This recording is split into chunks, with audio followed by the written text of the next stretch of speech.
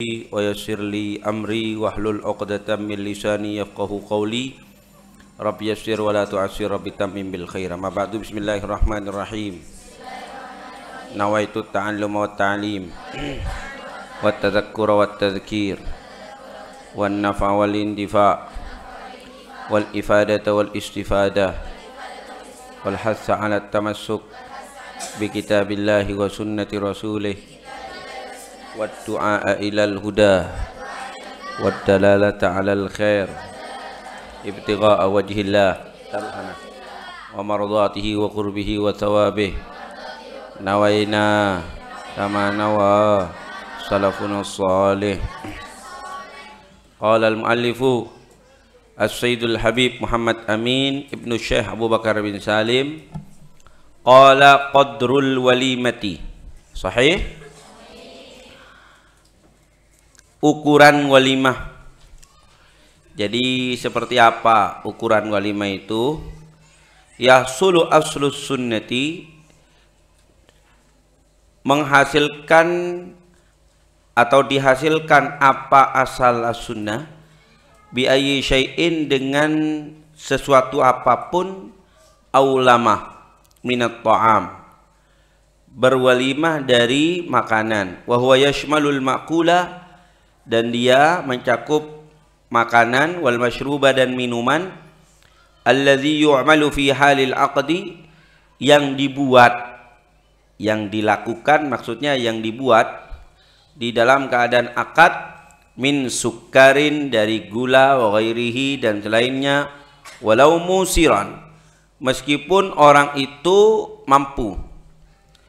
Jadi meskipun mampu hanya buat kue, katakanlah ya, itu sudah dianggap telah melaksanakan apa? Sunnah. Lil khabaris sahih, karena didasarkan kepada hadis sahih an Anasin radhiyallahu taala anhu, dari sahabat Anas. Qala, beliau mengatakan, ma'aulama Rasulullah sallallahu alaihi wasallam, Rasulullah tidak berwalimah ala syai'in min nisaihi, atas sesuatu dari istri-istrinya, ma'aulama ala Zainab, apa yang Rasulullah berwalimah atas istrinya Zainab, aulama bisyatin, Rasulullah berwalimah dengan apa? Kambing.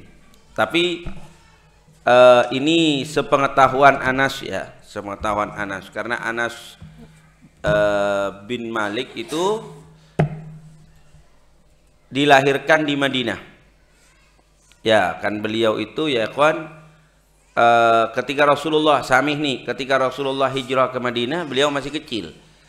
Jadi beliau tidak tahu bagaimana Rasulullah berwalimah dengan Sayyidatuna Aisyah ketika di Mekkah, ketika dengan Sayyidatuna Khadijah juga ya nggak tahu.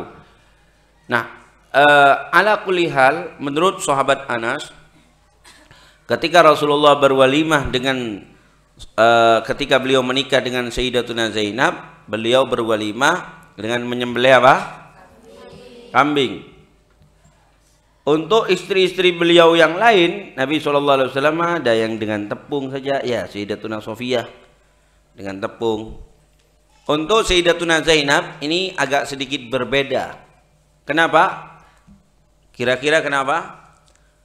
Ketika Nabi menikah dengan Sayyidatuna Zainab, walimahnya agak besar. Kenapa?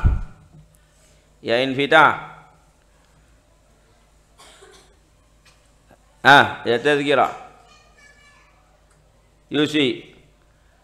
Kemungkinan karena Sayyidatuna Zainab ini yang menikahkan dengan Rasulullah adalah Allah Subhanahu wa ta'ala.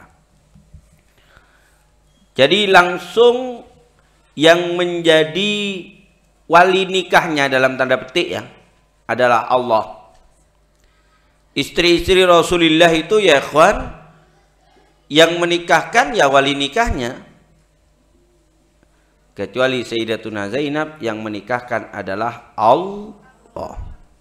Ya tentu yang lain itu atas perintah Allah. Tapi kalau untuk Sayyidatuna Zainab, beliau ini ya ikhwan dinikahkan langsung oleh Allah Subhanahu wa taala. Falamma qada Zaidun wataran zawwajnakaha, kan begitu. Falamma qada Zaidun wataran zawwajnakaha, tatkala Zaid sudah menunaikan keinginannya, maka menikahkan siapa kami kepada engkau terhadap Zainab. Jadi Zainab yang menikahkan itu resmi langsung Allah Subhanahu wa ta'ala. Itulah mungkin ya yang menjadi sebab kenapa kalau walimahnya Sayyidatuna Zainab itu Rasulullah agak besar dibanding istri-istri beliau yang lain. Nah ini juga barokah ketaatan Sayyidatuna Zainab kepada Rasulullah. Sayyidatuna Zainab dijodohkan sama Nabi dengan Sayyiduna Zaid. Meskipun Sayyidina Zainab itu tidak cinta kepada Zaid, tapi apalah daya, ini merupakan perintah Rasulullah la nurad baik. Meskipun ketika Zainab ini menjadi istri Zaid senantiasa menampakkan wajah yang tidak sumringah. Kabar ka timur kalau kadaja berak acual merongok melolo ka Zaid. Tapi ala kulli hal beliau itu menyambut perintah Nabi SAW, mengiyakan perintah Nabi.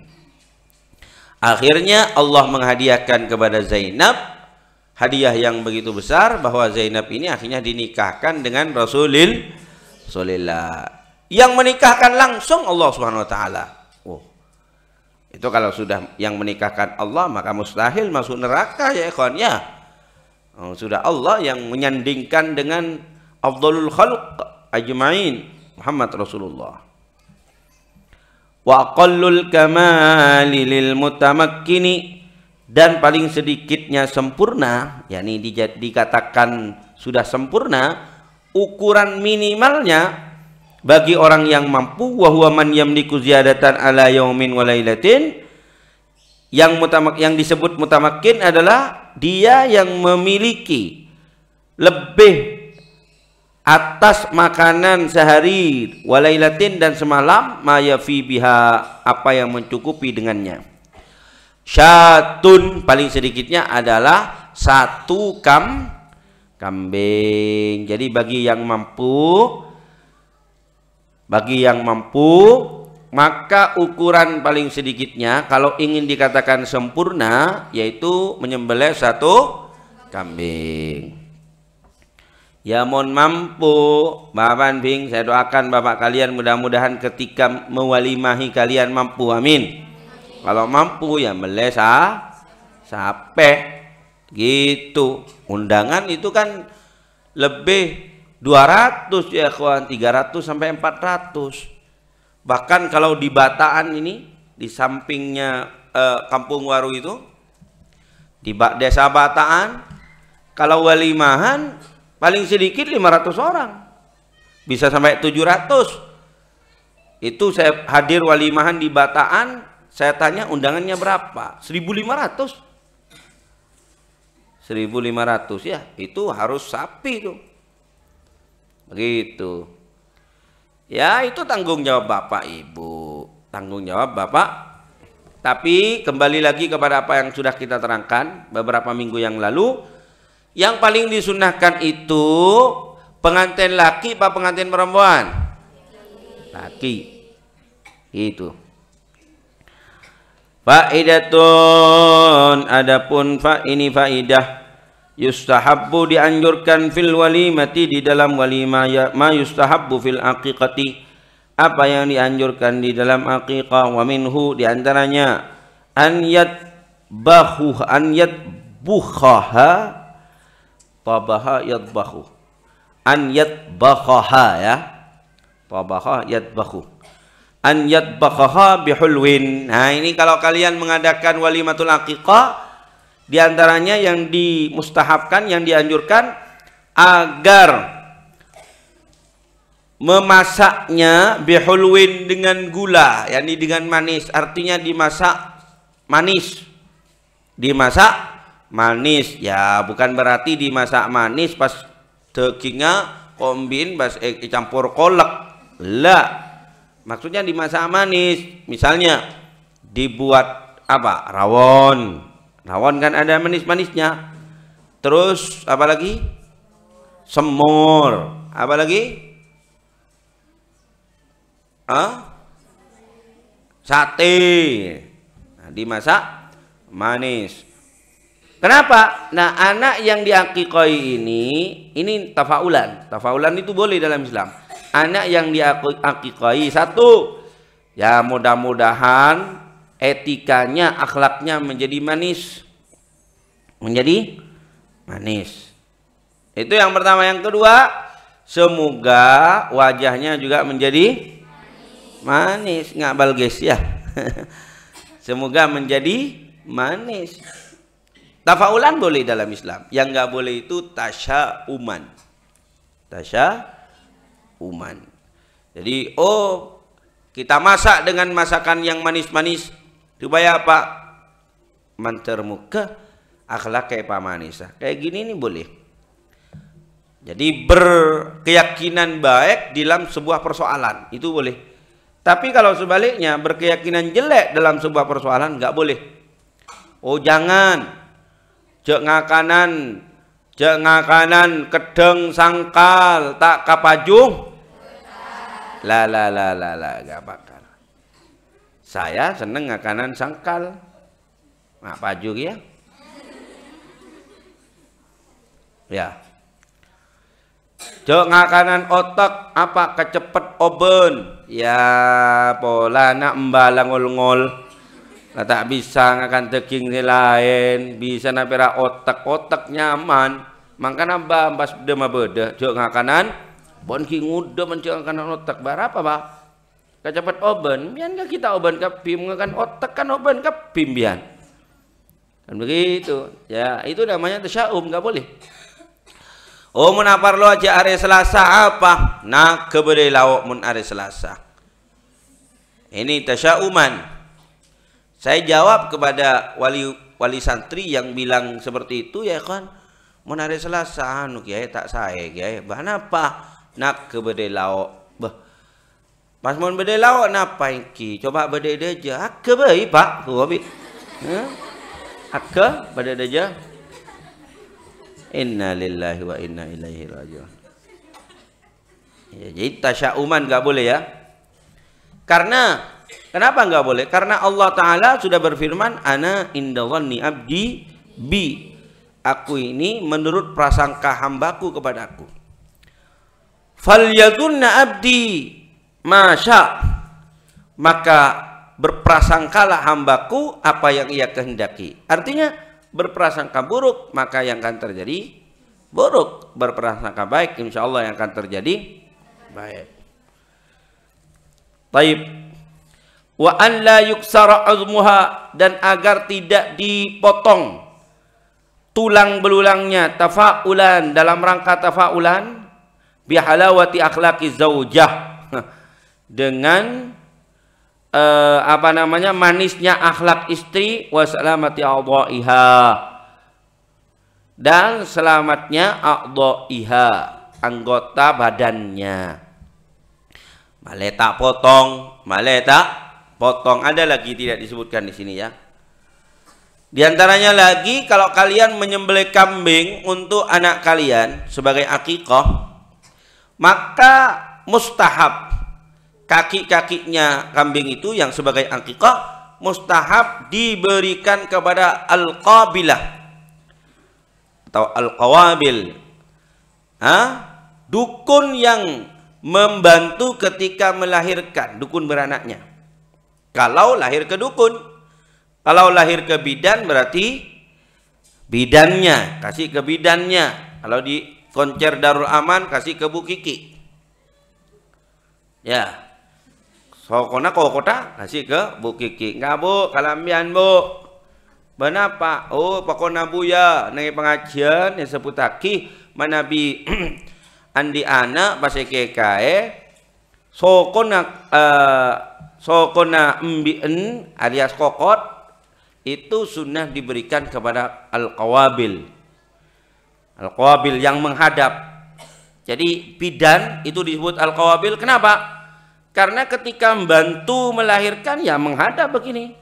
Ya, orangnya menghadap ke timur yang mau melahirkan, yang bidannya menghadap ke barat. Masa ada misalnya yang mau melahirkan misalnya menghadap ke timur, bidannya di kepalanya. Nah, begini. Ayo buka telok bon, batak. Kan tidak ada di sana. Di sana. Makanya disebut al-qawabil.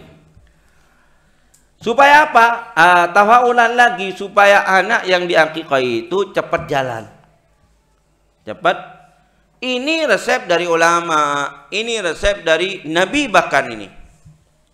Ya, adapun kalau misalnya umpamanya bus ke apa biasanya ya? Kasere. Bus kasere itu dari mana itu? Sake nih serahanaannya. Bus kasere polan tak bisa jalan nih bus kasere jangan tak bisa. Baik. Jadi kalau resep dari Rasulullah itu. Nah, supaya si qawabil itu ingat, oh iya. Ini anak ketika dia dilahirkan aku yang membantu sehingga dia ikut mendoakan mentermuka sehat talatullah sehat. Insya Allah jalannya itu seperti anak-anak yang lain, begitu maksudnya. Faidatun, adapun ini faidah, yajuzu darbud dufi, boleh memukul hadrah fil ursi, di dalam walimatul urus. Lima ruwiya, karena didasarkan kepada apa yang diriwayatkan anna Nabi sallallahu alaihi wasallam qol, faslun, pemisah bainal halal wal haram, antara halal dan haram. Ad-duffu adalah hadrah. Pemisah antara pernikahan yang halal dengan yang haram adalah ad-duffu, hadrah. Mun beda hadrana berarti halal. Mun tada hadrana berarti ruah kawin kontrak. Kawin kontrak. Nah, itu maksudnya ya. Faslun bainal halali wal haram, ai faslun baina nikahil halali wal haram. Itu maksudnya ya. Taib. Ad-duffu hadrah. Waruya, dan diriwayatkan an ummi Nabit radhiyallahu ta'ala anha annaha qalat hadaina fatatan min bani Najjar ila zawjiha. Kami mengantar, hadaina yani menunjukkan, makanya hidayah itu petunjuk maksudnya ya.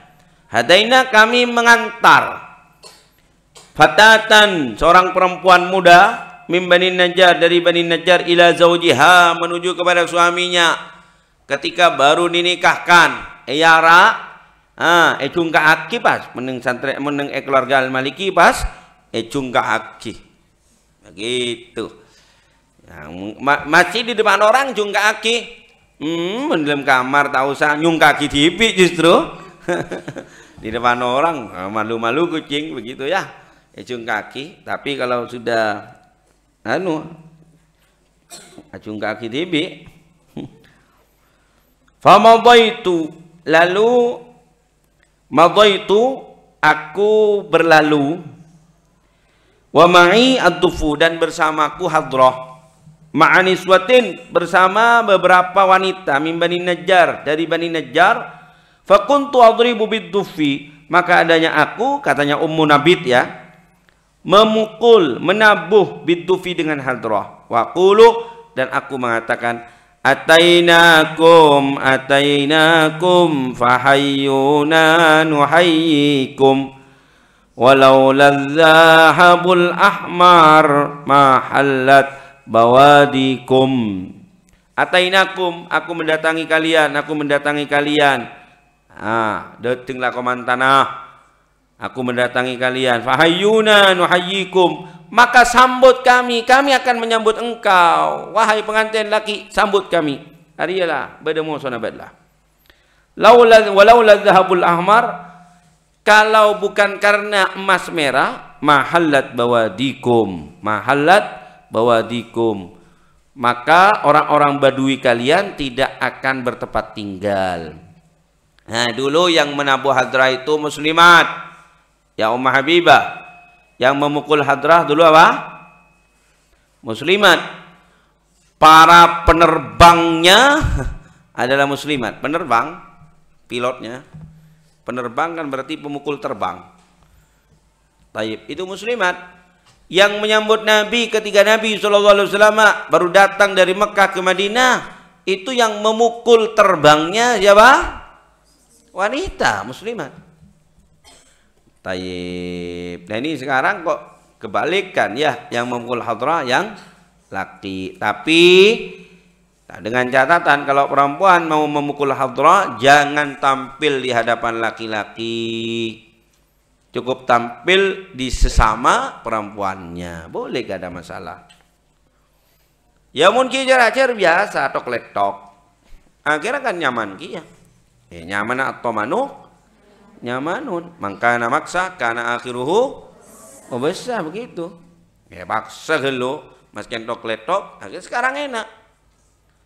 Masya Allah, saya kalau misalnya hadir ketika kalian itu walimahnya siapa ya, saya hadir ketika kalian baca diba, baca gasidah itu loh, Arya grup Hadra dari Jakarta Padima begitu sampai pangling saya. Oh ternyata santri saya sendiri ya, padahal awalnya tak laptop, betul gitu, tapi sekarang sudah enak, paling nyaman justru mendosa. Baik. Makanya menakana umpamana kabin tidak diiringi hadrah al-maliki rogi sebelum golek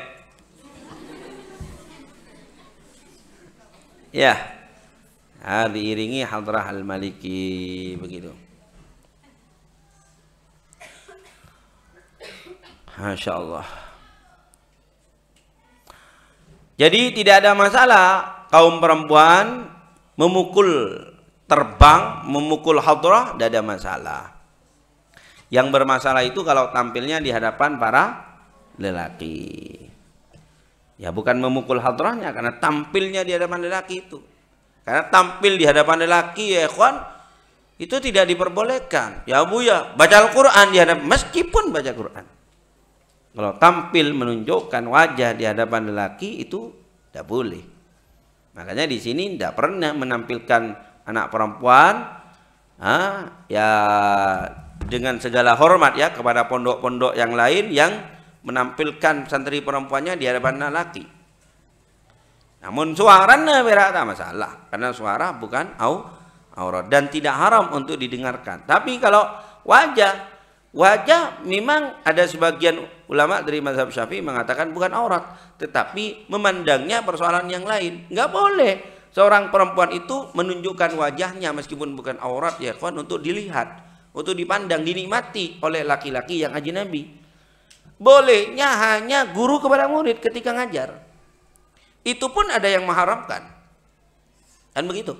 Ada yang mengharamkan. Katanya nggak boleh meskipun guru memandang muridnya, wajah muridnya yang perempuan, meskipun dalam keadaan mengajar, nggak boleh katanya.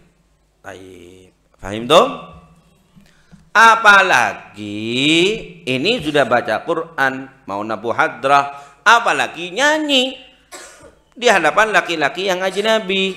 Wah, itu ya kawan, haram mughalladah itu. Ya. Ya. Bukan hanya najis mutawassit ya. Tapi haram apa? Mughalladah, nggak boleh. Ya Bu ya, tapi gambosan. Yang dibaca ya hanana ya hanana. Ya, yang dibaca itu sholawatan. Yang dibawa nggak dengarkan sholawatannya. Yang dibawa melihat geol-geolnya itu yang dibawa. Gini, anganga. Ya. Jadi sudahlah kalian tiru di pondok pesantren ini sudah. Jadi kalau perempuan tidak boleh tampil di hadapan laki-laki.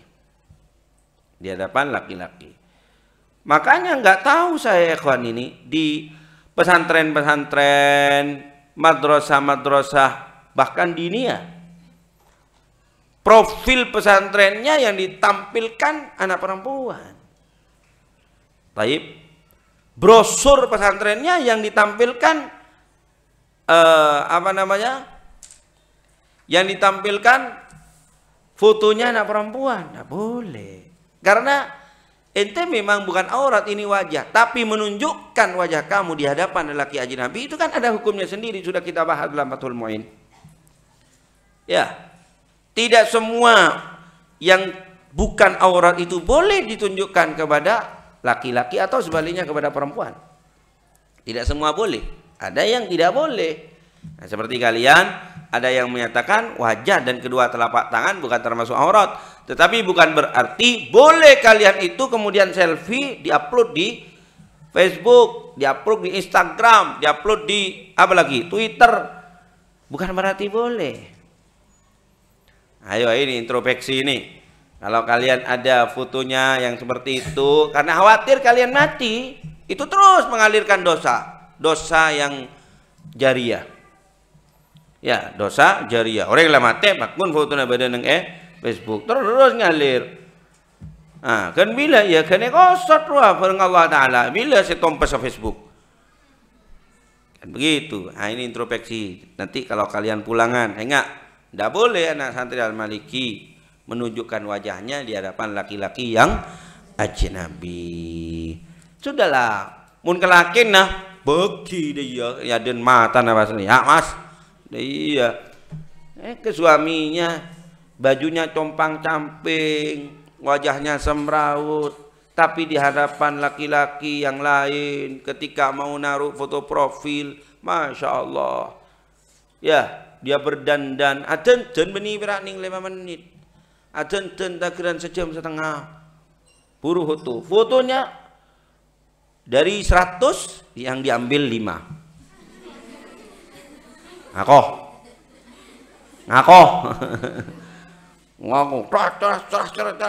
terus memori HP-nya suaminya tergerpes kompes karena banyak foto nah binin saya kalah ning lelemak ninduan padahal foto tergeran berapa ratus kali lah dah usah apalagi kalian sudah punya suami, kalian sudah dalam tanda petik sudah laku.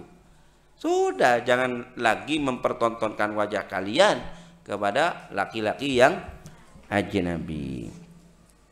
Fataqbalana Rasulullah, lalu menyambut kami siapa Rasulullah. Faqala, lalu Rasulullah mengatakan, "Ma hadza ya ummu Nabit?" Apa ini wahai ummu Nabit? Faqultu, lalu aku katakan, "Hadaina fatatan." Kami mengantar perempuan muda, yakni pengantin perempuannya min Bani Najjar, dari Bani Najjar ila zaujiha kepada suaminya. Waqala sallallahu alaihi wasallam, lalu Rasulullah bersabda, "Malladzi kuntum taqulun?" Apa yang kalian katakan? Fa'atuhu, lalu aku mengulangi syair yang di atas itu, atainakum fahayyuna nuhayyikum, dan seterusnya, diulangi lagi sama Ummu Nabit alaihi atas Nabi. Faqala Rasulullah, lalu Rasulullah mengatakan, "Quli, katakanlah, walaulal hintatus samra." Dan kalau bukan karena hintah, apa hintah? Jintan. Ya. Apa jintan? Wijan, biji wijan. Enggak tahu? Biji wijan. Bichen. Saya sabar kah? Deonde? Oh enggak, tapi bukan itu. Itu loh yang pahit.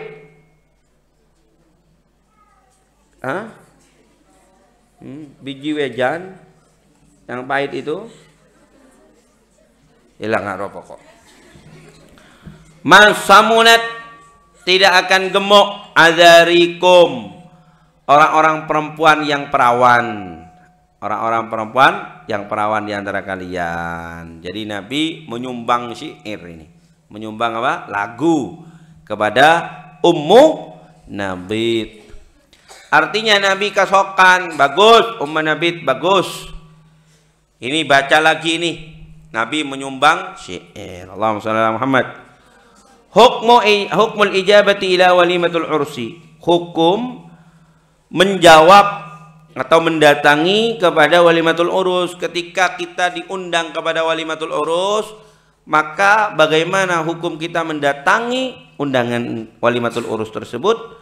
Hukmul ijabati ila walimatul urusi, hukum mendatangi kepada walimatul urus al-wujubul aini, wajib aini, wajib ping bisyurutin katsiratin, tapi dengan beberapa syarat yang cukup banyak. Minha, diantaranya satu, islamud da'i, keislaman yang mengundang, keislaman yang mengundang. Kalau yang mengundang itu kafir, apalagi kafir harbi, maka tidak boleh kita mendatanginya. Ya, namanya kafir harbi, wajib diperangi, masa kita mau mendatangi walimahnya? Assalamualaikum warahmatullahi wabarakatuh. Assalamualaikum.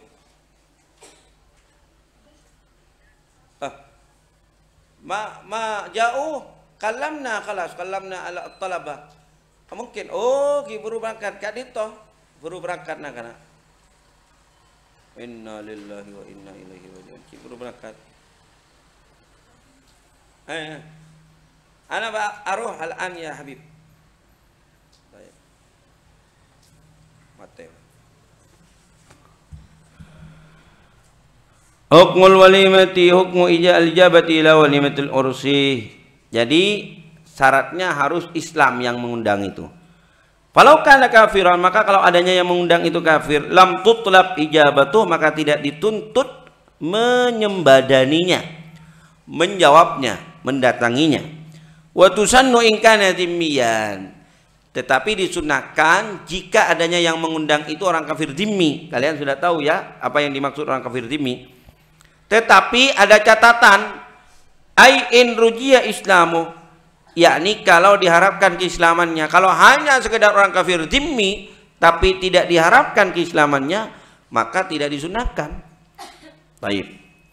Au kana nahwa qaribin, atau adanya orang kafir tersebut, orang kafir dhimmi yakni seumpama keluarga dekat, au jarin, atau tetangga, kama fit tuhfah, sebagaimana dalam kitab tuhfah, wal fathi, tuhfah yakni tuhfatul muhtaj, wal fathi, dan kitab al-fatah. Fatah maksudnya Fathul Mu'in, wal Mughni, dan al Mughni. Apa Mughni maksudnya? Mughnil Muhtaj. Mughni itu ada al Mughni to, karangannya Ibnu Qudamah, tapi fikih di dalam mazhab Hambali.